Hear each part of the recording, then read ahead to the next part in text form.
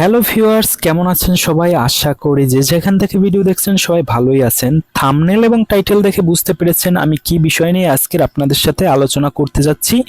তো আজকের বিষয় হলো আমরা পায়রা তাপবিদ্যুৎ কেন্দ্র 1320 মেগাওয়াট এই প্রজেক্টটিতে যাব। তো কিভাবে যাব সেটাই আপনাদেরকে আজকে দেখাবো। তো এটা বরিশাল বিভাগের পটুয়াখালী জেলায় কলাপাড়া উপজেলায় অবস্থিত।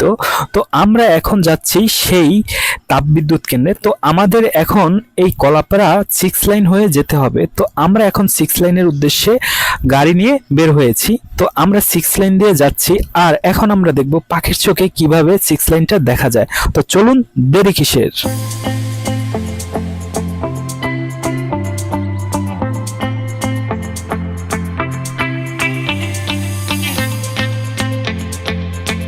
তো ভিউয়ার্স, আমরা ধীরে ধীরে পৌঁছে গেছি প্রায় তাপবিদ্যুতের কাছাকাছি। তো আমাদের এই ব্রিজটাকে ওভার করতে হবে এখন। এই ব্রিজটা ওভার করার পর আর মাত্র 10 মিনিটের রাস্তা। তো এই রাস্তাটা শেষ করেই আমাদের পায়রা তাপবিদ্যুৎ কেন্দ্রে আমরা পৌঁছে যাব।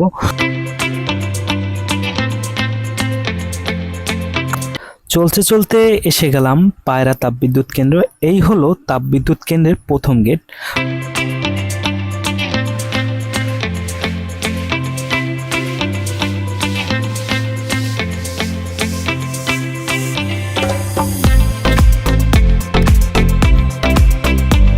তো আমরা এখানে এসেছি, আর এখান থেকে আমরা ভিতরে ঢুকতে পারবো না, কারণ পারমিশন নেই। তাই আমরা পাখির চোখে দেখতে যাব পায়রা তাপবিদ্যুৎ কেন্দ্রের দৃশ্য।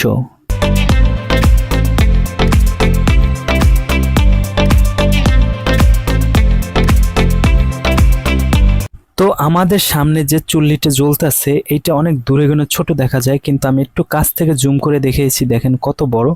তো আমাদের ঢোকার পারমিশন ছিল না বলেই আমরা ঢুকতে পারিনি। তাই এখানে অনেক ওয়েট করছিলাম পারমিশন নেওয়ার জন্য। আসলে এভাবে কেউ পারমিশন দেয় না। তো তাই আমরা এখান থেকে চলে যাচ্ছি। তো এখানে দেখার মতন কিছুই পাইনি, তবে স্বপ্নের ঠিকানা নামে একটা জায়গা পেয়েছি। আমরা সেখানটা একটু ঘুরে দেখব। তো স্বপ্নের ঠিকানাটা আসলে স্বপ্নের মতনই মনে হয়েছে। দেখেন কত সুন্দর পরিপাটিভাবে তারা বসবাস করতেছে। এই ঘরগুলো যাদের জমি হারিয়েছেন তারাই পেয়েছেন এখানে ঘর। আর দেখেন কত সুন্দর লাগতেছে, মনে হয় আমি যেন এক টুকরো বিদেশের মাটিতে বসবাস করতেছি, এমনই মনে হচ্ছে। খুবই সুন্দর লেগেছে। তো দেখেন এখানে কি নেই, মসজিদ, মাদ্রাসা, স্কুল, বসবাসের জন্য যা প্রয়োজন এখানে সবই রয়েছে। আর এই ভিডিওটা আমার ভালো লেগেছে করতে, কারণ এটা দেখতে আমার কাছে খুবই সুন্দর লেগেছে। আপনাদের কেমন লেগেছে আমার কমেন্টে জানান। আর এখানে দেখেন যারা আছে তারা আমাকে জ্বালিয়ে মারছে। তারা বলতে চেয়েছিল যে এটা কি, আসলে কি হয়। তো তাদেরকে বুঝিয়েছি এটা একটা ড্রোন। তো এটাই ছিল ভিডিওটি কেমন লাগলো অবশ্যই আপনাদের মতামত আমার কমেন্ট বক্সে জানাবেন। যারা নতুন আছেন অবশ্যই সাবস্ক্রাইব করে আমার পাশে থাকবেন। এতক্ষণ সাথে থাকার জন্য সবাইকে ধন্যবাদ।